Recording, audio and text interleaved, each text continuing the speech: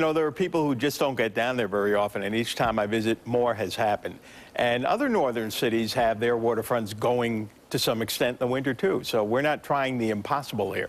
Well, it is cold out there tonight, and I have to admit, there is about 5 more miles per hour to the wind than I'd forecast earlier. It will die out when it's too late to do any good. It's up at 13 or 14 miles an hour in the metro area, and that's enough to produce a little bit of a stinging wind chill. We've had reports from some of our Buffalo weather bloggers of graupel, G-R-A-U-P-E-L. It's a hard word to remember, but those are those soft little white pellets that seem a little bit like hail. They're not really hail, and that's going to transition over to some snow. Not much of it, but we're getting our moisture tonight courtesy of Lake Huron coming through customs. A little bit of connection on a flow from the northwest. You can see it crossing southern Ontario and a little of it getting into western New York. And this will increase in the pre-dawn hours. And the best chance for any accumulation will be on the hills of Chautauqua and Cattaraugus counties, and maybe a dusting in eastern Niagara where the producer lives, your house, Vic, and Orleans counties, who might get a dusting up there.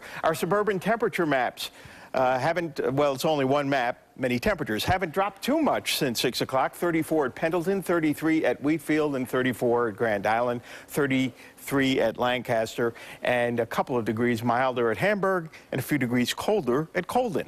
At the National Weather Service on the hour, we've got 34 degrees, but that west wind at 13 does produce not a brutal wind chill, but one you'll notice, 25 degrees. Winds are going to come down to about 6 to 12 miles an hour in a couple of hours. And Toronto is suspiciously milder than we are.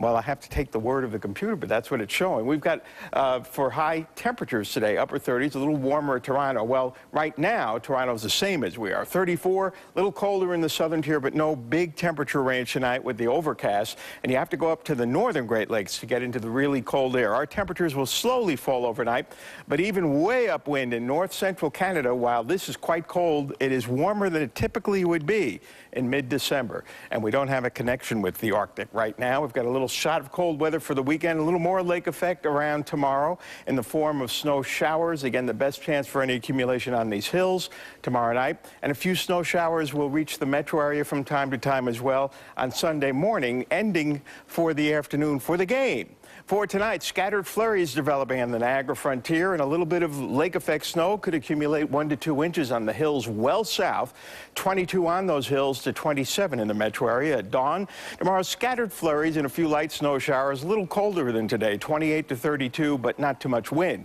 Another inch or two in some of the hills. Tomorrow night, some more snow showers, 21 to 26.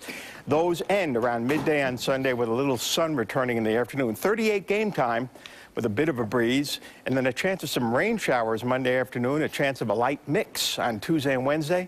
And we're getting some signs now of a chance of some snow next Friday, which, if it happened, would put a little coating down. That's the first time you mentioned that. Yeah. All right. Okay.